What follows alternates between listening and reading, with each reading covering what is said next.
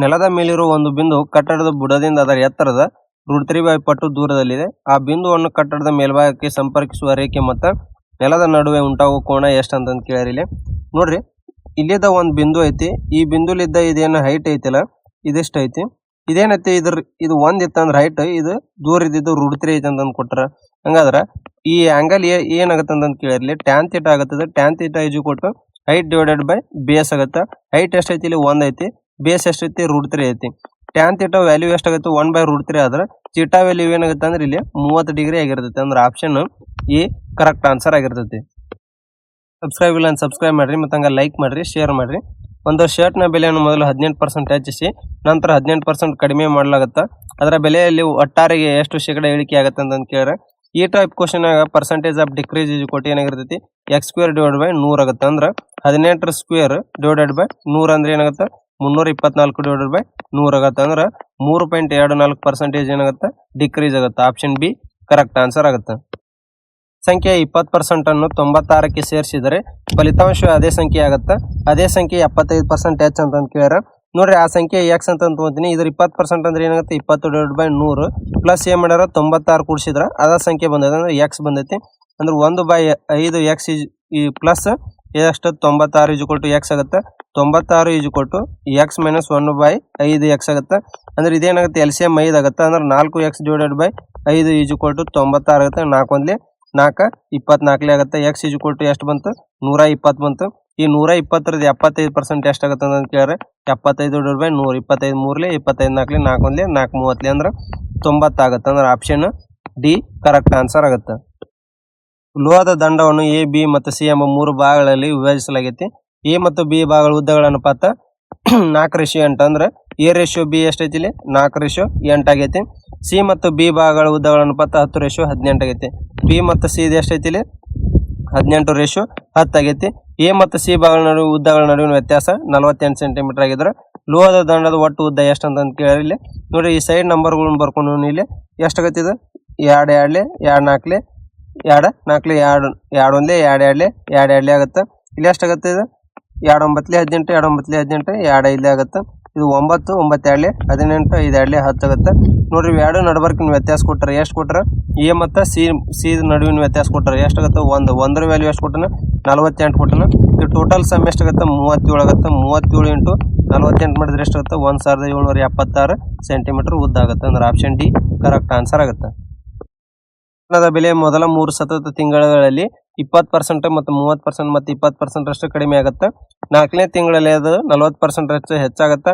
ಹಾಗಾದ್ರೆ ಮೂಲ ಬೆಲೆಯೊಂದಿಗೆ ಹೋಲಿಸಿದ್ರೆ 4ನೇ ತಿಂಗಳಲ್ಲಿ ಇಂಧನದ ಬೆಲೆಯಲ್ಲಿ ಎಷ್ಟು ಶೇಕಡ ಹೆಚ್ಚಳ ಅಥವಾ ಇಳಿಕೆ ಆಗೈತೆ ಅಂತ ಕೇಳಿಲಿ. ನೋಡ್ರಿ, ಮೊದಲಕ ಮತ್ತು ನಂತರ ನೋಡ್ರಿ, 20% ಫ್ರಾಕ್ಷನ್ ಏನಾಗುತ್ತೆ, 1/5 ಆಗುತ್ತೆ. ಕಡಿಮೆ ಆಗೈತೆ ಅಂದ್ರೆ 5 ರಿಂದ 4 ಆಗುತ್ತೆ. 30% ಫ್ರಾಕ್ಷನ್ ಏನಾಗುತ್ತೆ, 3/10 ಆಗುತ್ತೆ. ಅಂದ್ರೆ 10 ರಿಂದ 7 ಆಗುತ್ತೆ. 20% 1/5 ಅಂದ್ರೆ 5 ರಿಂದ 4 ಆಗುತ್ತೆ. 40% ಫ್ರಾಕ್ಷನ್ ಏನಾಗುತ್ತೆ, 2/5 ಆಗುತ್ತೆ. ಇದು ಇನ್ಕ್ರೀಸ್ ಆಗೈತೆ ಅಂದ್ರೆ 5 ರಿಂದ 7 ಆಗುತ್ತೆ. ಇದು ಮಲ್ಟಿಫೈ ಮಾಡೋಣ ಎಷ್ಟಾಗುತ್ತೆ, ಇದು 1250 ಆಗುತ್ತೆ. ಇದನ್ನ ಮಲ್ಟಿಫೈ ಮಾಡಿದ್ರೆ ಎಷ್ಟಾಗುತ್ತೆ, 784 ಆಗುತ್ತೆ. ಕಡಿಮೆ ಎಷ್ಟಾಗುತ್ತೆ, ಇಲ್ಲಿ 466 ಕಡಿಮೆ ಆಗುತ್ತೆ. ಡಿವೈಡೆಡ್ ಬೈ 1250 × 100 ಮಾಡಿದ್ರೆ ಎಷ್ಟು ಪರ್ಸೆಂಟೇಜ್, 37.28% ಏನಾಗುತ್ತೆ, ಇಲ್ಲಿ ಡಿಕ್ರೀಸ್ ಆಗುತ್ತೆ. ಅಂದ್ರೆ ಆಪ್ಷನ್ ಡಿ ಕರೆಕ್ಟ್ ಆನ್ಸರ್ ಆಗುತ್ತೆ. ಮತ್ತು ಅವಳ ತಾಯಿಯ ಪ್ರಸ್ತುತ ವಯಸ್ಸಿನ ಅನುಪಾತ 5:13 ಆಗಿದ್ದು ಅವ್ರ ವಯಸ್ಸಿನ ಗುಣಲಬ್ಧ 585 ಆಗೈತಿ. 9 ವರ್ಷಗಳ ನಂತರ ಅವ್ರ ವಯಸ್ಸಿನ ಅನುಪಾತ ಎಷ್ಟು ಅಂತ ಕೇಳಿರಲಿ. ನೋಡ್ರಿ, ಪಾರುಲ್ ಮತ್ತು ಅವ್ರ ತಾಯಿ ಮದರ್ ಏಜ್ ಏನೈತಿ, 5x ಮತ್ತು 13x ಐತಿ. ಇವುಗಳ ಪ್ರಾಡಕ್ಟ್ ಕೊಟ್ಟರೆ 5x × 13x = ಎಷ್ಟು ಕೊಟ್ಟರೆ, 585 ಕೊಟ್ಟರೆ. 5 × 13 ಮಾಡಿದ್ರೆ 65 ಆಗುತ್ತೆ. x × x² ಆಗುತ್ತೆ, 585 ಆಗುತ್ತೆ. 65 1 65 9 ಆಗುತ್ತೆ. x² = 9 ಆದ್ರೆ x ಏನಾಗುತ್ತೆ, 3 ಆಗುತ್ತೆ. ಪಾರುಲ್ ಮತ್ತು ಅವ್ರ ಮದರ್ ಏಜ್ ಪ್ರೆಸೆಂಟ್ ಏನಾಗುತ್ತೆ, 5 3 15 ರೇಷಿಯೋ 13 3 ಎಷ್ಟಾಗುತ್ತೆ, 39 ಆಗುತ್ತೆ. ನೋಡ್ರಿ, ಎಷ್ಟು 9 ವರ್ಷಗಳ ನಂತರ ರೇಷಿಯೋ ಕೇಳ್ಯಾರ. +9 +9 ಮಾಡಿದ್ರೆ ಇದು ಎಷ್ಟಾಗುತ್ತೆ, 24:48 ಆಗುತ್ತೆ. 24 1 24 2 ಅಂದ್ರೆ 1:2 ಆಗುತ್ತೆ. ಆಪ್ಷನ್ ಎ ಕರೆಕ್ಟ್ ಆನ್ಸರ್ ಆಗುತ್ತೆ. ಶಿಬಿರದಲ್ಲಿ 48 ಜನರಿಗೆ 12 ದಿನಗಳವರೆಗೆ ಸಾಕಾಗುವಷ್ಟು ಆಹಾರ ಸಾಮಗ್ರಿಗಳದಾವು. ಶಿಬಿರದಲ್ಲಿರುವ ಸಂಖ್ಯೆ 72 ಜನರಿಗೆ ಹೆಚ್ಚಾದ್ರೆ ಅದೇ ಆಹಾರ ಸಾಮಗ್ರಿಗಳು ಎಷ್ಟು ದಿನಗಳಿಗೆ ಸಾಗುತ್ತೆ ಅಂತ ಕೇಳಲಿ. ನೋಡ್ರಿ, 48 × 12 = ಏನಾಗುತ್ತೆ, ಇದು 72 ಜನರಿಗೆ x ದಿನ ಅಂತಂದಾಗುತ್ತೆ. 12 1 12 6 6 1 6 8 ಅಂದ್ರೆ x = ಎಷ್ಟು, 8 ದಿನ ಆಗುತ್ತೆ. ಅಂದ್ರೆ ಆಪ್ಷನ್ ಇಲ್ಲಿ ಡಿ ಕರೆಕ್ಟ್ ಆನ್ಸರ್ ಆಗುತ್ತೆ. ತರಗತಿಯ 35 ವಿದ್ಯಾರ್ಥಿಗಳ ಸರಾಸರಿ ವಯಸ್ಸು 46 ವರ್ಷಗಳು ಕೊಟ್ಟರೆ ಟೋಟಲ್ ಏಜ್ ಏನಾಗುತ್ತೆ 46 ಇಂಟು 35 ಮಾಡಿದರೆ ಎಷ್ಟು 1610 ಆಗುತ್ತೆ. ಶಿಕ್ಷಕರ ವಯಸ್ಸನ್ನು ಸೇರಿಸಿದಾಗ ಇಡೀ ಗುಂಪಿನ ಸರಾಸರಿ ವಯಸ್ಸು 47 ವರ್ಷ. ಅಂದ್ರೆ ಎಷ್ಟಾಗುತ್ತೆ 47 ವರ್ಷ ಆಗುತ್ತೆ. ಅಂದ್ರೆ ಟೋಟಲ್ ಜನ ಎಷ್ಟಾದ್ರು 36 ಜನ ಆದ್ರು ಟೋಟಲ್ ಏಜ್ ಎಷ್ಟಾಗುತ್ತೆ 1692 ಆಗುತ್ತೆ. ಶಿಕ್ಷಕರ ವಯಸ್ಸು ಎಷ್ಟು ಅಂತ ಕೇಳ್ಯಾರ ನಮಗೆ ಎಷ್ಟಾಗುತ್ತೆ ವ್ಯತ್ಯಾಸ ಅಂದ್ರೆ 82 ವರ್ಷ ಬರ್ತೈತೆ. ಅಂದ್ರೆ ಆಪ್ಷನ್ ಬಿ ಕರೆಕ್ಟ್ ಆನ್ಸರ್ ಆಗುತ್ತೆ. ಈ ಒಂದು ಕೆಲಸವನ್ನು 77 ದಿನಗಳಲ್ಲಿ ಪೂರ್ಣಗೊಳಿಸಬಹುದು ಅಂತ ಕೊಟ್ಟರೆ ಅಂದ್ರೆ ಎಷ್ಟು ದಿನ ತಗೊಂತೈತಿ ಇಲ್ಲಿ 77 ದಿನ. ಬಿ ಯ ಕಾರ್ಯಕ್ಷಮತೆ ಎ ಗಿಂತ 75% ಕಡಿಮೆ ಆಗೈತಿ. ಅಂದ್ರೆ ನೋಡ್ರಿ ಇಲ್ಲಿ ಎ ಮತ್ತು ಬಿ ರೇಷಿಯೋ ಎಫಿಷಿಯನ್ಸಿ ರೇಷಿಯೋ ಆಗೈತಿ. ಇದು 75% ಕಡಿಮೆ ಆಗೈತಿ. ಅಂದ್ರೆ 75/100 ಅಂದ್ರೆ ಏನಾಗುತ್ತೆ ಇದು ರೇಷಿಯೋ 3/4 ಫ್ರಾಕ್ಷನ್ ಆಗುತ್ತೆ. ಎದ 4 ಇತ್ತು ಅಂದ್ರೆ 3 ಕಡಿಮೆ ಆಗಿ ಬಿ ಏನಾಗೈತಿ 1 ಆಗೈತಿ. ಆಮೇಲೆ ನೋಡ್ರಿ ಸಿ ಯ ಕಾರ್ಯಕ್ಷಮತೆ ಬಿ ಗಿಂತ 40% ಹೆಚ್ಚಾಗೈತಿ. ಅಂದ್ರೆ ಸಿ ಬಿ ಗಿಂತ ಎಷ್ಟು ಜಾಸ್ತಿ ಆಗೈತಿ 40%. ಅಂದ್ರೆ 140/100 ಮಾಡಿದ್ರೆ ಏನಾಗುತ್ತೆ 1.4% ಏನಾಗುತ್ತೆ ಸಿ ಎಫಿಷಿಯನ್ಸಿ ಆಗುತ್ತೆ.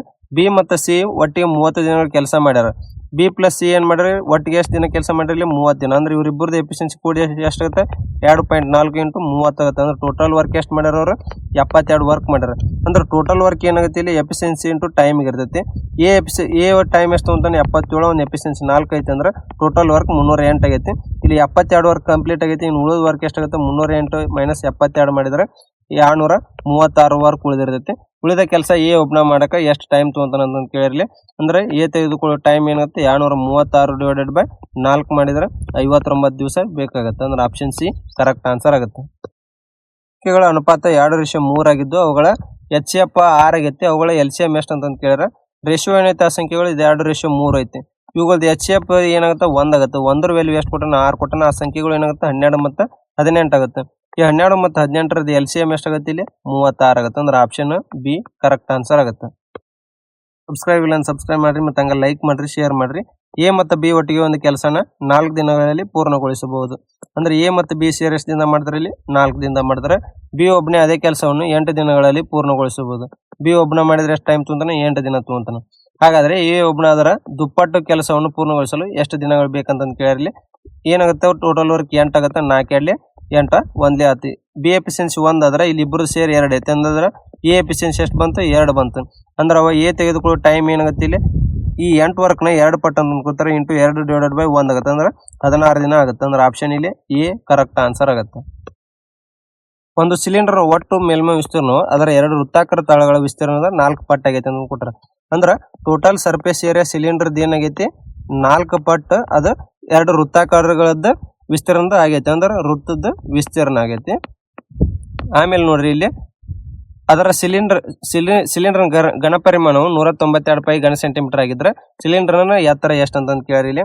ಇದು ಟೋಟಲ್ ಸರ್ಫೇಸ್ ಏರಿಯಾ ಸಿಲಿಂಡರ್ ಏನಾಗುತ್ತೆ 2πr² ಪ್ಲಸ್ 2πrh ಆಗುತ್ತೆ. ಇದು 4 ಇಂಟು 2 ವೃತ್ತದ ವಿಸ್ತೀರ್ಣ ಏನಾಗಿರ್ತೈತಿ 2πr² ಆಗಿರ್ತೈತಿ.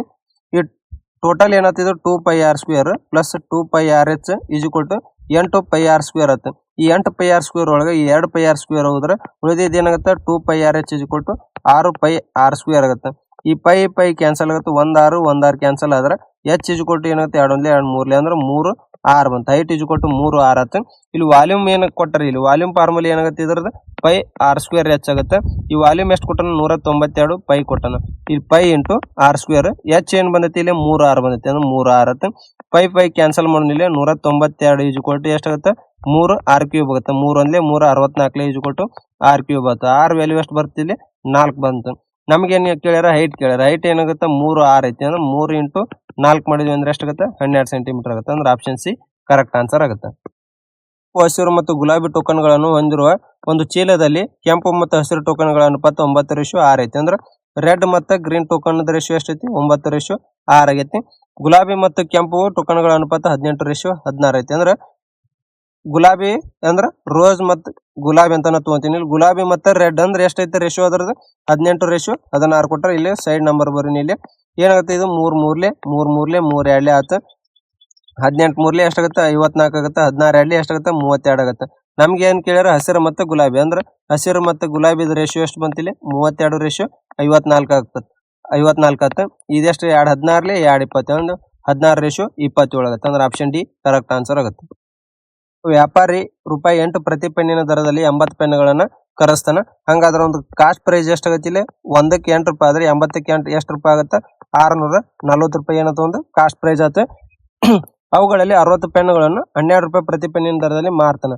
ಅಂದ್ರೆ ಸೆಲ್ಲಿಂಗ್ ಪ್ರೈಸ್ ಏನಾಗುತ್ತೆ 60 ಪೆನ್ನಿಂದ 60 ಇಂಟು 12 ಮಾಡಿದ್ರೆ ಎಷ್ಟಾಯ್ತು 720 ರೂಪಾಯಿ ಆಯ್ತು. ಉಳಿದ ಪೆನ್ನುಗಳನ್ನ 25% ನಷ್ಟದಲ್ಲಿ ಮಾರ್ತಾನೆ. ಉಳಿದಿದ್ದ ಎಷ್ಟು ಪೆನ್ ಉಳಿದಿರ್ತಾವ ಈ 20 ಪೆನ್ ಉಳಿದಿರ್ತಾವೆ. ಇವಕ್ಕೂರ ಕಾಸ್ಟ್ ಪ್ರೈಸ್ ಎಷ್ಟಾಗುತ್ತೆ 160 ರೂಪಾಯಿ ಆಗುತ್ತೆ. 160 ರೂಪಾಯಿ ಆದಾಗ ಇದನ್ನ 25% ಲಾಸಿಗೆ ಮಾರಿ ಅಂದ್ರೆ 160 ಇಂಟು 75/100 ಆಗುತ್ತೆ. 25 ಮೂರ್ಲೆ 25 ನಾಲ್ಕಲೆ 4 ಒಂದ್ಲೆ 4 ನಾಲ್ಕಲೆ ಅಂದ್ರೆ ಇವನ್ ಎಷ್ಟು ರೂಪಾಯಿಗೆ ಮಾರಿದ 120 ರೂಪಾಯಿಗೆ ಮಾರಿದ. ಟೋಟಲ್ ಸೆಲ್ಲಿಂಗ್ ಪ್ರೈಸ್ ಎಷ್ಟಾಯ್ತು ಇಲ್ಲಿ ಎರಡು ಕೂಡಿಸಿದ್ರೆ 840 ರೂಪಾಯಿ ಏನಾಯ್ತು ಟೋಟಲ್ ಸೆಲ್ಲಿಂಗ್ ಪ್ರೈಸ್ ಆಯ್ತು. ಕಾಸ್ಟ್ ಪ್ರೈಸ್ ಎಷ್ಟೈತೆ 640 ರೂಪಾಯಿ ಐತಿ. ಇಲ್ಲಿ ಏನಾಗುತ್ತೆ ಪ್ರಾಫಿಟ್ ಆಗುತ್ತೆ ಎಷ್ಟಾಗುತ್ತೆ 200 ರೂಪಾಯಿ ಏನಾಗುತ್ತೆ ಪ್ರಾಫಿಟ್ ಆಗುತ್ತೆ. ಆಪ್ಷನ್ ಬಿ ಕರೆಕ್ಟ್ ಆನ್ಸರ್ ಆಗುತ್ತೆ. Sorry option A correct answer ಆಗುತ್ತೆ. 9% ಸರಳ ಬಡ್ಡಿ ದರವನ್ನು ನೀಡುವ ಬ್ಯಾಂಕಿನಲ್ಲಿ 95,950 ಠೇವಣಿ ಇಟ್ಟರೆ 1 ವರ್ಷದಲ್ಲಿ ದೊರೆಯುವ ಬಡ್ಡಿ ಎಷ್ಟು ಅಂತ ಕೇಳ್ಯಾರ. ಸಿಂಪಲ್ ಇಂಟ್ರೆಸ್ಟ್ ಈಸ್ಕೊಲ್ಟ್ ಏನಾಗುತ್ತೆ principal rate time divided by 100 ಆಗುತ್ತೆ. ಪ್ರಿನ್ಸಿಪಲ್ ಎಷ್ಟು ಕೊಟ್ಟನ 95,950 ರೇಟ್ ಎಷ್ಟು 9 ಟೈಮ್ 1 ವರ್ಷ ಡಿವೈಡೆಡ್ ಬೈ 100 ಆಗುತ್ತೆ. 20 ಕ್ಯಾನ್ಸಲ್ ಮಾಡೋಣ ಇಲ್ಲಿ. ಇದೇನಾಗುತ್ತೆ 86,385 ಆಗುತ್ತೆ ಡಿವೈಡೆಡ್ ಬೈ 10 ಆಗುತ್ತೆ. ಇದೆಷ್ಟಾಗುತ್ತೆ 8,635.5 ರೂಪಾಯಿ ಬರ್ತೈತೆ ಅಂದ್ರೆ ಆಪ್ಷನ್ ಸಿ ಕರೆಕ್ಟ್ ಆನ್ಸರ್ ಆಗುತ್ತೆ. ಟ್ರಕ್ಗಳ ವೇಗಗಳ ಅನುಪಾತ 7:3 ಆಗೈತಿ. ವೇಗವಾದ ಟ್ರಕ್ 147 ಕಿಲೋಮೀಟರ್ ದೂರವನ್ನು ಕ್ರಮಿಸಿ ತೆಗೆದುಕೊಳ್ಳುವ ಸಮಯವು ಮತ್ತೊಂದು ಟ್ರಕ್ ಗಿಂತ 7 ಗಂಟೆಗಳು ಕಡಿಮೆ ಆಗೈತಿ. ನಿಧಾನವಾದ ಟ್ರಕ್ ನ ವೇಗ ಎಷ್ಟು ಅಂತ ಕೇಳಿರಿ. ನೋಡ್ರಿ ಏನಾಗುತ್ತೆ distance is equal to speed into time ಆಗುತ್ತೆ. ಟೈಮ್ ಕೊಟ್ಟರಲ್ಲಿ ಅಂದ್ರೆ ಡಿಸ್ಟೆನ್ಸ್ ಡಿವೈಡೆಡ್ ಬೈ ಸ್ಪೀಡ್ ಆಗುತ್ತೆ. ಈ 147 ಕಿಲೋಮೀಟರ್ ನ ಸ್ಲೋ ಟ್ರೈನ್ ಆಗುತ್ತೆ 3x ಡಿವೈಡೆಡ್ ಮೈನಸ್ ಇದೇನಾಗುತ್ತೆ ಸ್ಪೀಡ್ ಟ್ರೈನ್ 7 ವ್ಯತ್ಯಾಸ ಕೊಟ್ಟರು 7 ತಾಸು ಅಂತಂದು ಅಂದ್ರೆ 147 divided by 7x is equal to ಏನಂತ ಟೋಟಲ್ 7 ಆಯ್ತು. 3 ಒಂದ್ಲಿ 3 ಎಷ್ಟಲಿ ಆಗುತ್ತೆ ಇದು 49 ಆಗುತ್ತೆ. 7 ಒಂದ್ಲಿ 7 21 ಆಗುತ್ತೆ. 49 divide by x minus 21 divide by x is equal to ಏನಾಯ್ತು 7 ಆಯ್ತು. ಇಲ್ಲಿ ಎಕ್ಸ್ LCM ಆಗುತ್ತೆ ಅಂದ್ರೆ 28 ಈಸ್ ಈಕ್ವಲ್ ಟು ಏನಾಗುತ್ತೆ 7x ಆಗುತ್ತೆ. ಎಕ್ಸ್ ಈಸ್ ಈಕ್ವಲ್ ಟು ಎಷ್ಟು ಬರ್ತೈತಿ 4 ಬಂತು. ಸ್ಲೋ ಆ ಟ್ರೈನಿನ ರೇಷಿಯೋ ಎಷ್ಟು 3 ಐತಿ ಅಂದ್ರೆ 3 ಇಂಟು 4 ಮಾಡಿದ್ರೆ ಎಷ್ಟಾಗುತ್ತೆ 12 km/h ಆಗುತ್ತೆ ಅಂದ್ರೆ ಆಪ್ಷನ್ ಬಿ ಕರೆಕ್ಟ್ ಆನ್ಸರ್ ಆಗುತ್ತೆ. ಬೆಂಚ್ನ ಗುರುತಿಸಲಾದ ಬೆಲೆ 374 ರೂಪಾಯಿ ಆಗಿದ್ದು ಅದು ಖರೀದಿ ಬೆಲೆಗಿಂತ 22% ಹೆಚ್ಚಾಗೈತಿ. ಲಾಭದ ಶೇಕಡವಾರು 13% ಆಗಿದ್ರೆ ರಿಯಾಯಿತಿಯ ಶೇಕಡವಾರು ಎಷ್ಟು ಅಂತ ಕೇಳಿರಲಿ. ನೋಡ್ರಿ ಕಾಸ್ಟ್ ಪ್ರೈಸ್ ಮಾರ್ಕ್ ಪ್ರೈಸ್ ಮತ್ತೆ ಸೆಲ್ಲಿಂಗ್ ಪ್ರೈಸ್. ಕಾಸ್ಟ್ ಪ್ರೈಸ್ ಎಷ್ಟೈತಿ ಇಲ್ಲಿ 100 ರೂಪಾಯಿ ಐತಿ. ಮಾರ್ಕ್ ಪ್ರೈಸ್ ಎಷ್ಟು ಜಾಸ್ತಿ ಐತೆ ಅಂತ ಕೊಟ್ಟರೆ 22% ಜಾಸ್ತಿ ಅಂದ್ರೆ ಎಷ್ಟಾಗುತ್ತೆ 122 ಆಗುತ್ತೆ. ಇಲ್ಲಿ 13% ಪ್ರಾಫಿಟ್ ಆಗೈತೆ ಅಂದ್ರೆ 100ಕ್ಕೆ 13 ಅಂದ್ರೆ ಎಷ್ಟಾಗುತ್ತೆ 113 ಸೆಲ್ಲಿಂಗ್ ಪ್ರೈಸ್ ಆಗುತ್ತೆ.